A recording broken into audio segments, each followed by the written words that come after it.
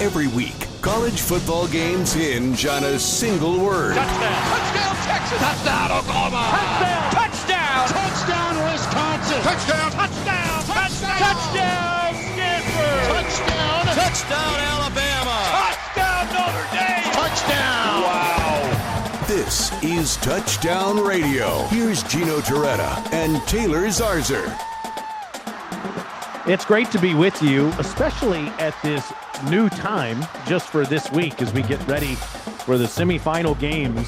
And, of course, the first one coming up tonight between Notre Dame and Penn State, a 7:30 kick in the Orange Bowl in Miami Gardens. And then tomorrow at the Goodyear Cotton Bowl in Arlington, it's Texas and Ohio State. Mr. Torretta, are you going to the game tonight? A little chilly, Mr. Zarzour. Oh, So, who knows? Might be a last minute audible, but I think I'm going to watch in the friendly confines of my house. Notre Dame and Penn State in the semifinals for the college football playoff. I mean, if you are writing a script, if you're trying to pick the teams based off of audience and what's going to be the biggest blockbuster, Hollywood tries to sell movies with big names in their movies. I mean, if the college football playoff at the beginning of the year could have picked two teams to launch the semifinals with, you wouldn't get past many teams past Notre Dame and Penn State. Well, and you look, when you start looking at the game, and listen, we're old enough where these teams played every year. At least when I played it, these teams played every year. And then, obviously, Penn State win the Big Ten, and they haven't played. This is only the third time they've played since then in '93, which is crazy. Notre Dame having not won a title since 1988 was my freshman year, and Miami had a hand in that because we might have got jobbed when we took a trip to South Bend. And, the other hand, the last time Penn State won a title, 86, and I was in the stands watching the Fiesta Bowl when my brother was backing up Testaverde. So that to me has been amazing. But because of that drought, and it's two of, the premier blue blood names of college football, I think you're right. And I think that when you look at this game, it's just – listen, I think you wrote off Notre Dame, I might say, after they lost to Northern Illinois. I'm going to say they had to build your trust back as the season has gone on. You wrote them off, so that's too ugly of a loss. Now, we didn't realize, obviously, how the rest of the season would transpire, but they've made their bones off creating turnovers and defense. And Penn State, as I guess conservative as Coach Franklin wants to be on offense, they have managed to get here with only two losses, and here we are at 13-1 and 13-2. To be clear, Mister, I never pick Notre Dame, no matter what the stakes are. You didn't write off the Irish? No, I didn't. You wrote them off for sure. I didn't know what was going to happen. There was no question you wrote them off for sure after the Northern Illinois loss. So did everybody else, I guess, except for you. Well, to me, I'm like, you're right. I don't pick Notre Dame because I'm a Miami guy. But I think that, I don't necessarily prognosticate what's going to go on 12 weeks from now and things like that. So I thought that knowing their brand, if they righted the ship, they would be just fine and get into it. Now, did I think that we'd be here in the Final Four after that loss? I would have probably said no. I didn't think they'd get to the Final Four, but have made enough plays and, had special teams plays and really defense has been outstanding. We're going to get to the picks here later, and we're going to get to the other matchup tomorrow between Ohio State and Texas. I think they have the best chance, Notre Dame does, of beating Ohio State. I think Ohio State is the favorite of these four teams that are left.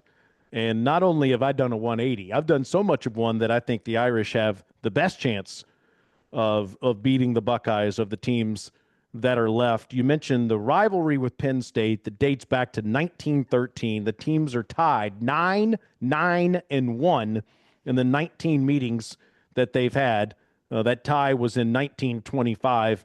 The bulk of the rivalry came as you were a kid, as you said, between 81 and 92, but we've had very little since then, and it's going to be great to have it back. I have to ask you this because you and I both went to the Alabama-Notre Dame national championship game there in the Orange Bowl, and I was blown away by the amount of Irish fans that were all over South Florida that rented these condominiums and yachts and took over South Beach, and it was 75% Notre Dame fans in the stadium there at what is now called Hard Rock Stadium. And a few seconds into the game was over. That Alabama team was one of the best teams. I don't even know if it was a few seconds in. Yeah, I think the game was over when we saw the teams trot out. We're like, wow, that team is the same division as this team? Oh, my goodness. And, that was one of the best teams we've ever seen, that 2012 Alabama team. But is that – I want to ask about just how it feels in the community leading up to this game, because we have all of this emotion and passion for college football from late August through New Year's Day. And then when everybody goes back to work, I think people are like, oh, wait a minute, we still have a few really important games left. How has the community felt the last couple of days? Has this game taken over the community? Because I think it's going to take over the nation tonight, but I don't think it's taken over the last couple of days. I don't think everybody's thinking about the college football playoffs. Well, I think this, with the change in the playoffs, the teams just got to town a couple of days ago. So it's not like the buildup of a traditional Orange Bowl where teams are here for a week. Yeah. They have kind of some fun events and then it's get down to business. It's the teams come to town essentially and it's business. Do a couple media things, do a last minute practice, and you're off. So I think from the community standpoint, and even from the fan standpoint, I mean, you don't know until the prior game. So it's kind of a late arriving crowd, if you will.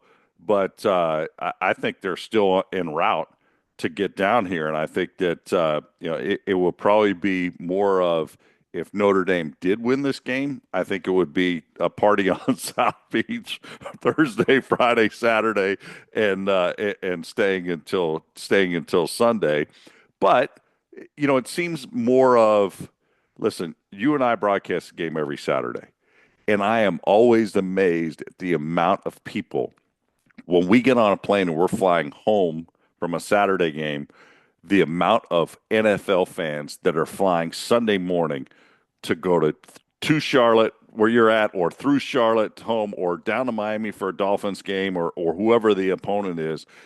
And I think that's what the playoffs has brought about. It's going to be a late crowd, and they might come in this morning and make it for the game and stay, or they might head right back out, turn around, head back out Friday, and say, you know what, we got to go next week to the championship game. So I think it's the travel part of it, and different. I think the bowl part of it is changed from that standpoint. And I think it's even going to change the national championship because, heck, when I played, it was 50 days between our last game and a bowl game. Crazy. So the fans had enough time to say, hey, you know what? You go back and forth. Am I going to go? Not going to go? Yeah, let's go. And, and then you also have, the weather situation in Dallas. And I mean, if it hits as bad as it's supposed to hit, I think it's going to be hard to make that game in Dallas. Yeah, we'll talk about that coming up in the next segment of the show. Ohio State playing Texas tomorrow. I'm sure a lot of people are listening to us. They're driving to Hard Rock Stadium right now to get ready for Notre Dame and Penn State. Alabama unquestionably is the team of the century, given all the national championships they've won in this century. Yet I would argue their following is nowhere close to the following that Penn State or Notre Dame or Ohio State or maybe even Texas has. And so I'm wondering, do you think one team has an advantage in the stands over the other tonight? I don't think so. And just based on what we talked about, is both of these fan bases have had to scramble since the last game. And it's not weeks on end that they've had a chance to plan a trip to Miami. Or to Dallas. So I think that from my standpoint, I think that, maybe a Notre Dame, but I would also say I've talked to a lot of friends of mine that are Notre Dame fans, unfortunately, and they're not making the trip because of that 2012 game. They want to see it. They want to see him prove it, and they want to see him get to the national championship game. Okay. And so that's a little shocking, because I would have thought the fans would have been here for Notre Dame's standpoint, because they're thinking, hey, you know what? We're not facing an Alabama team that's got 20 guys that are NFL first-rounders on our team, and we feel pretty good about this team, and we got a chance. We're going to go, we're going to hopefully cheer them on to make history. Who do you think is most important in this game? A lot of people say Tyler Warren is the best player, the tight end from Penn State. Drew Aller, the quarterback from Penn State, doesn't get enough respect, a lot of people say, and think he'll be a good pro. But Riley Leonard is a dual threat quarterback for Notre Dame. You referenced the pass rush, which Georgia had all kinds of trouble with in the last game, as Notre Dame beat the Dogs and forced some huge turnovers as they got to Gunnar Stockton. Who do you think's the most impactful player in this game? Wow. Well, I love Drew Aller. I think he's steadily improved. I loved him last season. I thought he had all the skills, size, athleticism. When they pull the reins off him and let him go, I think he can do anything you want a quarterback to do. Now, Tyler Warren, based on all the games that I saw with my own eyes and broadcasted, had the best performance of a game against USC that I've seen a player have. And this guy can get under center. He can run a quarterback wedge. He can throw the ball because he was a quarterback in high school as a lefty. He's just a football player. He's somebody that I think is going to be a star at the next level. He's a star right now. He will have the biggest impact of the game. As far as the Notre Dame side, they have relied on the defense creating turnovers. And if they don't get those turnovers, I don't think they beat Penn State. I really don't. I think they have a lot of great players on their team, very good players, but their offense is, they're top 25, but is top 25 good enough, to go out there against a defense like Penn State with Carter and Sutton off the edges, coming off the edge? I think, to me, Notre Dame's got to rely on creating turnovers, which is going to come from their defense. And I don't think Penn State's going to give them any cheap ones. But, Tyler Warren, I love watching the kid. He's just a beast. Now, hold off on making a pick, but I hear an early lean there with that analysis. Terrific analysis from Mr. Torretta. We'll make some picks on these two games coming up a bit later on in the program. But up next, Ohio State, Texas. You referenced the weather coming to Arlington, which is a factor. Obviously, the game's played indoors, but just logistically, it's been a factor. But what about the matchup? Texas gets the home field advantage. I know they're from Austin, but there are more Texas fans in Arlington probably than there are in Austin. So they could have the advantage, you would think, in the stadium, but nobody is playing better football than the Buckeyes. We'll talk about tomorrow's matchup when Touchdown Radio Tailgate returns here on Sirius XM Channel 84. Gino, I'm going to get right to it. Has anybody played better football at any point this season than the Buckeyes are playing right now? They have a dominant performance. Yes, there's no question. They're hot. They came into this season as, it was national championship or bust. They had a roster that was national championship or bust. And, obviously they had the 1 point loss at Oregon, which is, understandable. It's tough play. You look at all the conferences, road games have caused the most havoc to the best teams, and they haven't been able to close the door on the road. And then the loss to Michigan at the end of the year, which was, just kind of eye-popping based on the advantage that we all thought Ohio State has. But it seems like they have righted the ship, and yes, they are the hottest team of the four coming into this game. But don't let heat of prior games, cloud your judgment on what you think is going to happen in this game. I have a hard time with that because if you look, I would say if you look at these games, all of the four teams that are left, they hit like a momentum surge in some point in the game, and it's almost like it made the game insurmountable for the other team.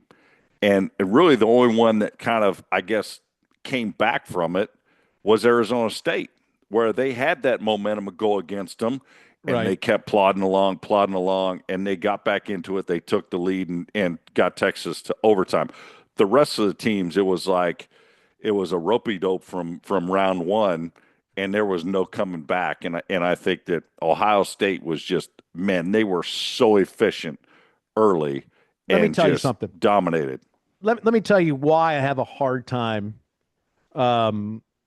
taking away what you just said and not allowing it to influence me when I'm trying to decide who's going to win this game tomorrow. His name is Jeremiah Smith, and he's a freshman. And the performance that I saw him have against Tennessee, and then especially the performance we saw him have against Oregon in the Rose Bowl, was the best I've seen a skill player play this season in college football. And people are going to say, come on, prisoner of the moment, Zarzour. I'm telling you, man, I'm serious when I say that. And I don't mean that disrespectfully to, Ashton Genty or to Tyler Warren or any Cam Ward, any great quarterback out there.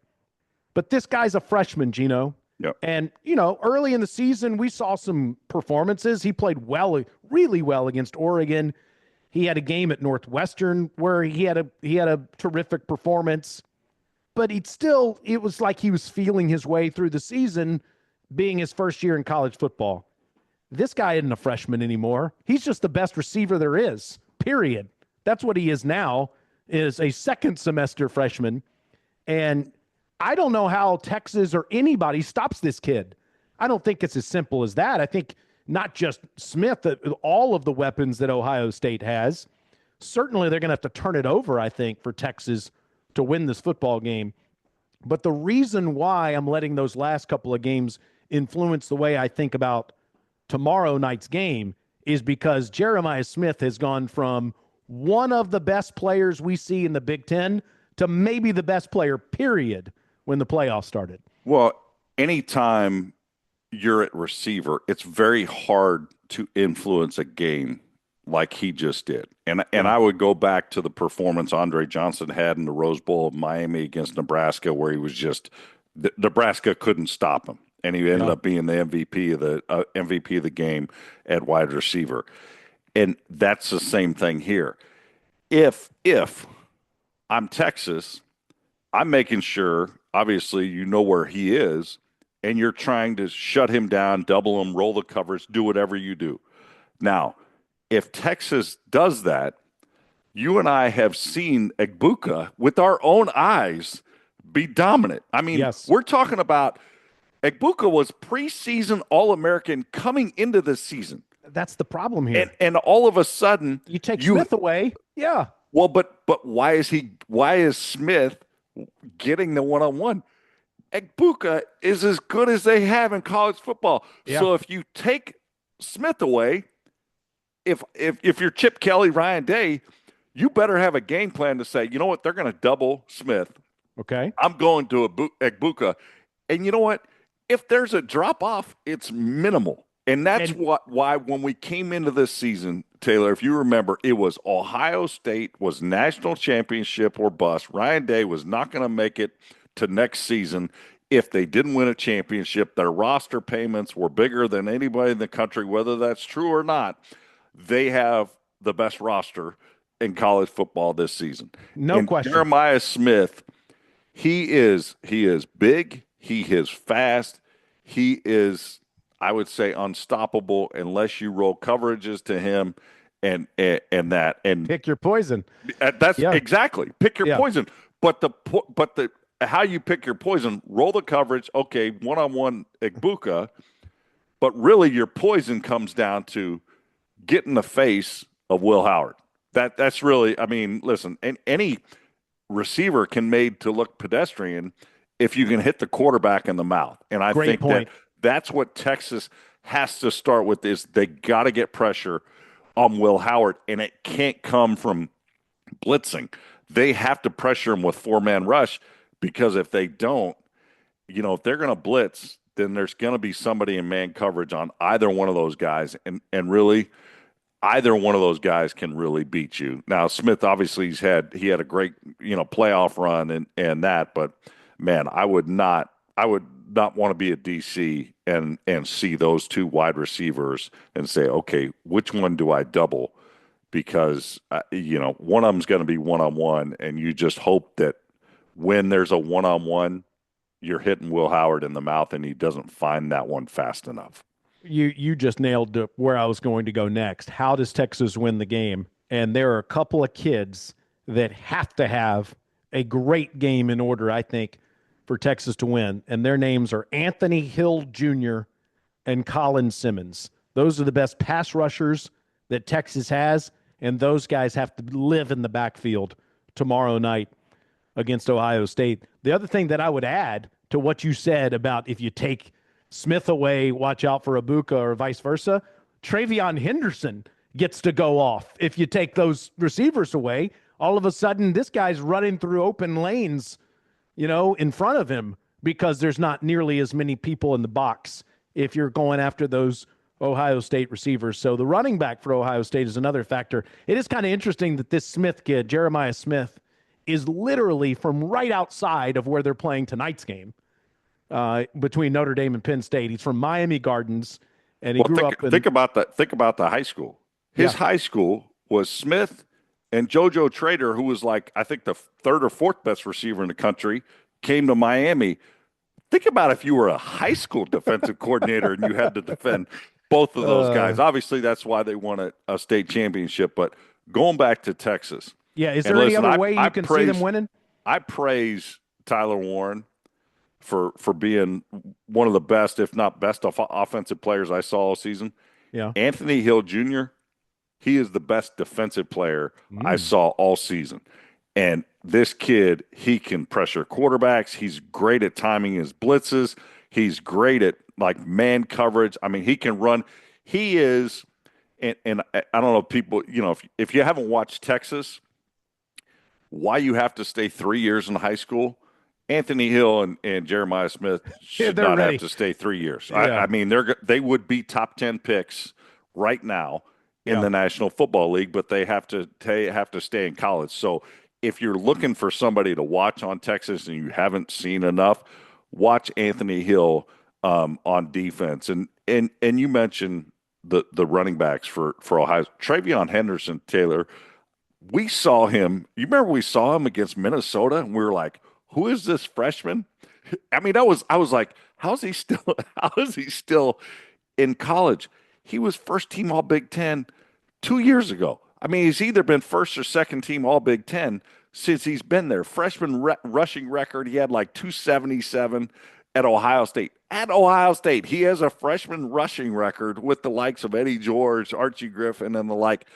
He's healthy. He seemed to me last game that it's the healthiest he's been. And, man, he showed the burst and the speed. And then, oh, by the way, you have an all-SEC guy in Judkins that they platoon. They both are right at knocking on the door of 1,000 yards is crazy when, we're talking about stopping the passing game of Ohio State. But, man, Judkins and Henderson can flat out roll out of the backfield.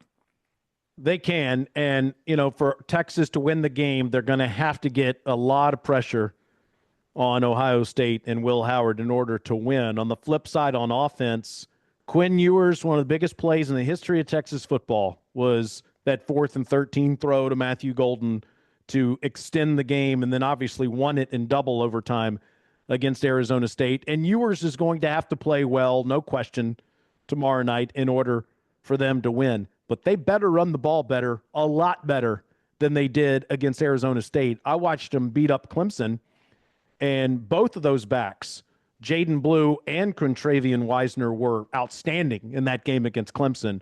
Wisner and Blue better be effective running the ball. I think Texas has to manage the clock a little bit in this game, keep their offense on the field, keep Ohio State's off. So we'll see them run the ball. People keep talking about Arch Manning and a package for him. They tried that against Clemson. It didn't work. Had some trouble with some snaps there. There have been some health issues in front of the quarterback with Texas's offensive line towards the end of the season. I think Arch Manning is next year's Texas quarterback. Quinn Ewers is the guy tonight, or tomorrow night rather, and not only effectively throwing the ball and managing certainly inside the red zone, but those running backs, Gino, I think are critical to Texas having a chance. Well, it's not necessarily the running backs; it's the offensive line for Texas, and I couldn't agree more. I did them against Florida, and I also did them against Arkansas, and you did them subsequent to that. And I said, listen, how does Texas, and Wisner had one 100-yard game. This was late in the year. Yeah. I'm like, this is Texas. You don't have one running back that has more than one 100-yard game. I was like, wow, they're not running the ball with any consistency. They've been banged up on the offensive strength. Blue is a home run out of the backfield. He can hit it. Yep. Blue has also been a home run for the other team because they forced some turnovers. They forced him to cough up the ball, and he's fumbled a couple of times, and he gets yanked. Wisner, and there's no question, but to me, it's all going to be the front. Can the front actually produce some kind of holes? Because I saw him against Florida, which we know Florida's roster was depleted, probably most of it ever was in that game, and they still couldn't run the ball against the Gators, Texas. So, yeah, I think it comes down to Texas's offensive line. Mm-hmm. I think Ewers has been there, done that. And experience matters. Listen, there's no question Arch has talent. He has physical talent. He has speed. He has the arm. He can do all that. But experience in big games and making decisions matters. Like watch the NFL against the Lions and the Vikings. It matters. Sam Darnold didn't have a lot of experience, and it showed in that game. So that experience matters. I don't think the lights are going to be too bright, but I think it's going to come down at, normally it comes down to the front. Can Texas open up running holes and protect Quinn Ewers? If they can, then they have a good chance. You've gotten me pumped up, man, about tonight's game between Penn State and Notre these Dame. are great matchups. I'm like, I don't know where to go. You're looking at it. You got a few more minutes to decide.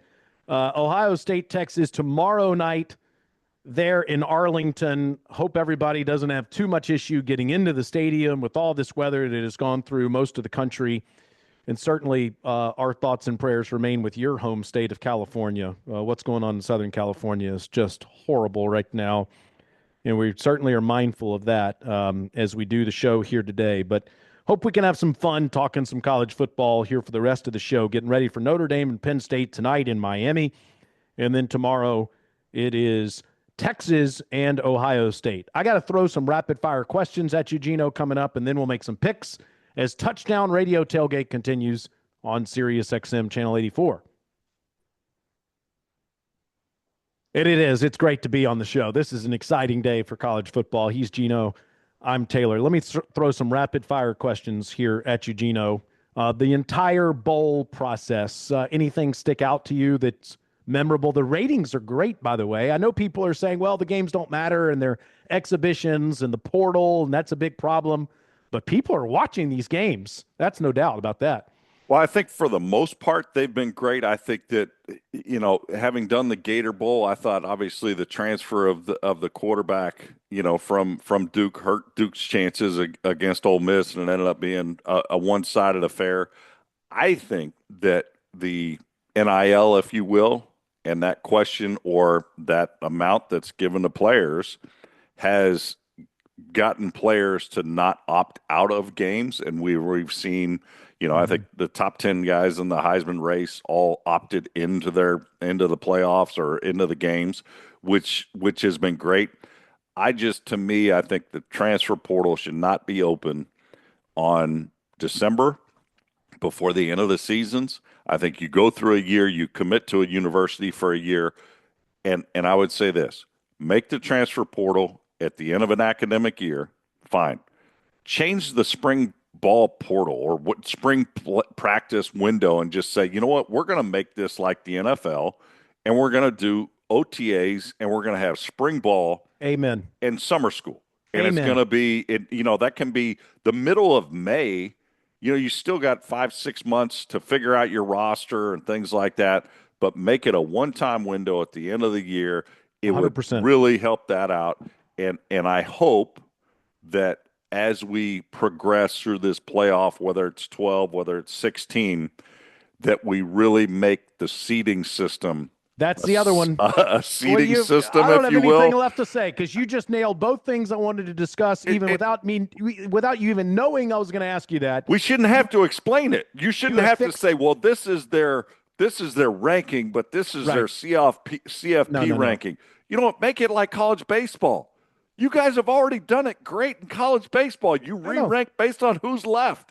Rank Gino, the teams. The NFL does that. The NFL reseeds after the first round, after this weekend, after wild card weekend. And I will say, the Chiefs and the Lions will play the worst seed that's left. Exactly.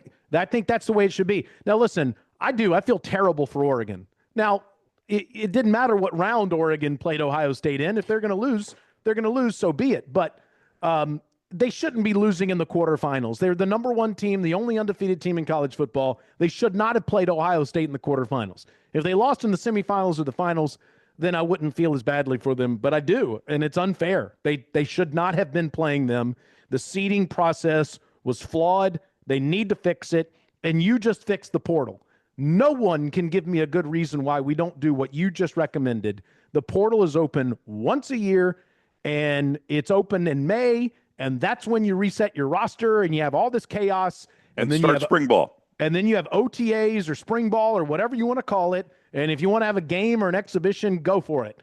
But it should be in May, and that's the only time it's open. So you fixed everything just right there. The other thing, if you will, at the end of the regular season, please stop trying to put teams into the playoff with crappier records than other teams. If you're in a Power 5 or Power 4 conference – and you have a better record. The regular season of college football is the best regular season of any sport we got.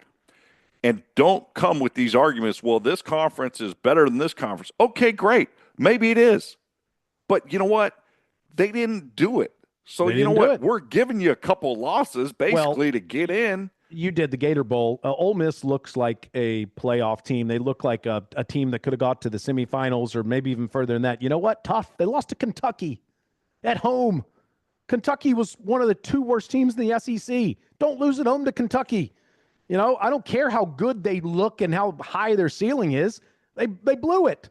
But think about this. In the old system, Ohio State wouldn't be in. Yeah, no. Well, and that's why. Listen, it's better.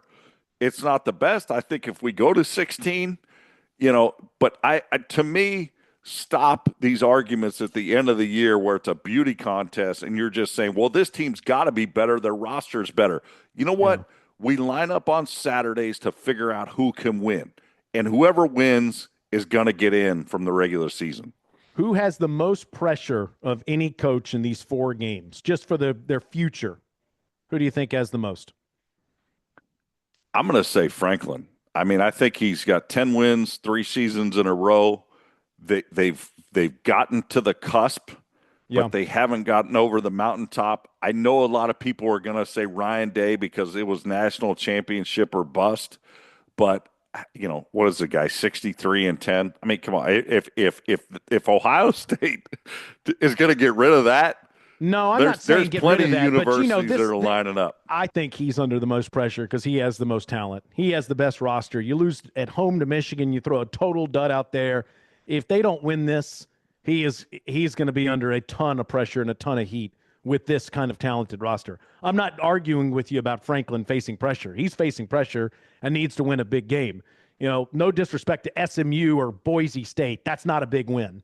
Beating Notre Dame tonight is a big win. If he doesn't, then he still has that monkey on his back of you can't beat a big-time program. I think Freeman has the least amount of pressure because Freeman has gotten them to a place that Brian Kelly couldn't. Freeman just won a big game that Brian Kelly couldn't. He just beat Georgia basically in their backyard and did look great doing it.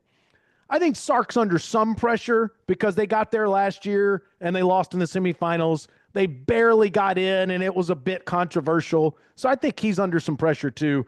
But I think Day and Franklin are facing the most. Hey, last thing real quick. What did you think about Franklin in front of Freeman saying Notre Dame needs to be in a conference? Do you like that?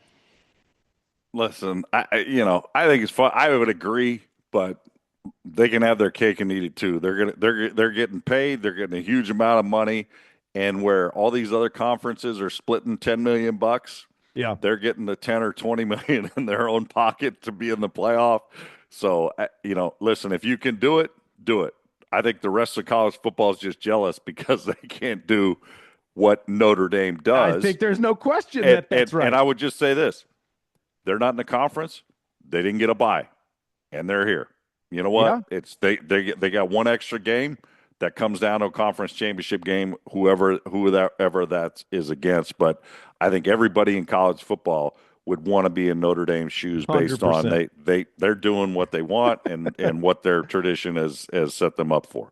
Yeah, it is. And I do think that they should be in a conference. And ideally I wish we had 7 or 8 10-team conferences. And we would really focus on rivalries throughout the season and playing one or two. And get rid of the 3 games and somebody else schedule for everybody and make it some where big-time non-conference games. Make it where the pool of resources, aka money, is the same for all these schools. And we're not saying, well, this beauty contest, this team's got 3 losses, but you know what? They're better than that team that only has 1 loss. It's like, you know what?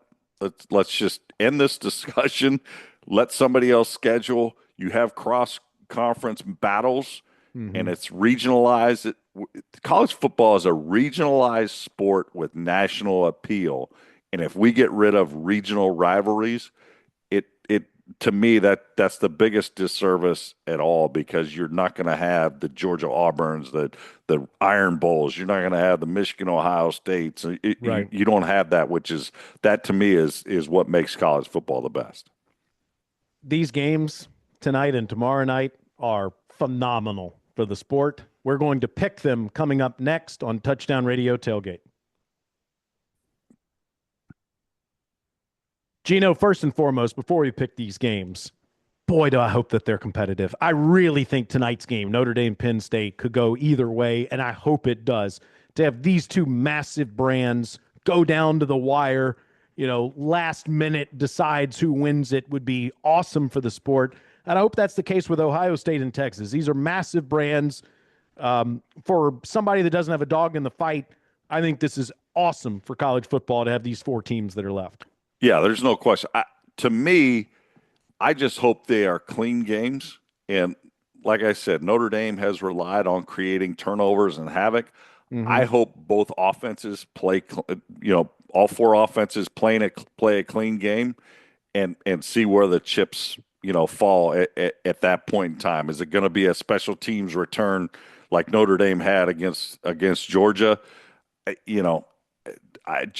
think that's probably where they spend a lot of time these games, is making sure there's not a special teams, huge play that changes the game. But I'm excited because there's talent all over the field, and I'm excited to watch it. We got 4 minutes left in the show to pick both of these games. By the way, are you in town next week? Are you home? I am. Next week? Okay, good, because you're paying off your bet. Okay. Next week, because I'm coming through after winning the picks this year, although my bowl picks have been horrendous. And with that being said, it's time to pick the Notre Dame Penn State game that is tonight here on SiriusXM Channel 84. It's called the Capital One Orange Bowl in Miami Gardens. It's a 7:30 kick between the 6-seed Penn State and the 7-seed Notre Dame. The Irish are 1-point favorites in the game. The over-under is 45.5. I'm picking Notre Dame to win the game, and I'm going to say it's going to be 23-20. I think it's going to be a smash-mouth, line-of-scrimmage game. I do predict Notre Dame creates a turnover. That defense has wreaked havoc throughout the year. close Irish victory. Penn State might have the better roster, Gino. I got to see it to believe it. Got to see them knock off a big team like Notre Dame. I'll take the Irish. Well, I've seen Penn State twice, and they won one at USC. They lost one at home against Ohio State in person. I'm taking Penn State. I think that Notre Dame, I know they've won their last 6 in NFL stadiums, but they're 0 for 2 their last trips to Hard Rock. True. That was one against Miami, and that was one just a demoralizing loss on Alabama. I think that James Franklin pulls the reins off Drew Aller. I think they come out aggressive, and I think they get Notre Dame on their heels, and I just think Notre Dame's offense is good, but I don't think they're good enough without creating turnovers from the defensive side to win this game. And I'm taking Notre Dame. I think their 1-2 punch in the backfield is going to be talented, and I'm very, very excited to watch Tyler Warren, since apparently I'm number one of the Tyler Warren fan club. What do you got score-wise? I'm going to say 32-24. Penn State. Okay. All right. You did just say Notre Dame at the end of your pick. You said Penn State at the beginning. I just want to make sure. 32-24, Nittany Lions. I flip-flopped right in the middle of it. Knock off the Irish. I'm taking the Irish 23-20. Tomorrow night at the Goodyear Cotton Bowl Classic in Arlington, number 5 Texas against number 8 Ohio State. The Buckeyes are 6-point favorites in the game, G. On this one, I don't want the last performance to cloud my vision, because I'm looking at it, but then I have to go back and look at what I saw with my own eyes. And when I say that the lack of running game and efficiency, I think will hurt. I think that Ohio State's defense, they're the number 1 defense in the country. They are going to make Texas one-dimensional. I think that Buckeyes had 8 sacks last game against Arizona State. I think that they have another dominant performance. I'm going to say Ohio State, but I would not be surprised if Texas won this game. So I'm going to say 35-31, Ohio State. 34-20, Ohio State. I love the SEC network. I love broadcasting for them. I love the Southeastern Conference. I am from it. But for the second straight year, there won't be an SEC team in the national championship game. Ohio State beats the Longhorns for a lot of the reasons you just referenced. I'm worried about Texas' offensive line. I'm worried about Texas trying to guard all of those great receivers for the Buckeyes. It's a lot of fun to do this show here this week. We will be back for the national championship to get you ready for that, which is in Atlanta on January the 20th. Enjoy the game today and the game tomorrow. Thank you, G. Stay warm down there in South Florida, my friend. It is, that's 50 degrees hits Florida a little bit different. You know that, T. Although I say that kind of in jest, because the rest of the country is obviously dealing with a little bit worse weather than we are. Yes, they are. And we're thinking about everybody out in California as we wrap up this edition of Touchdown Radio Tailgate. Proud to be broadcasting on Sirius XM, College Channel 84.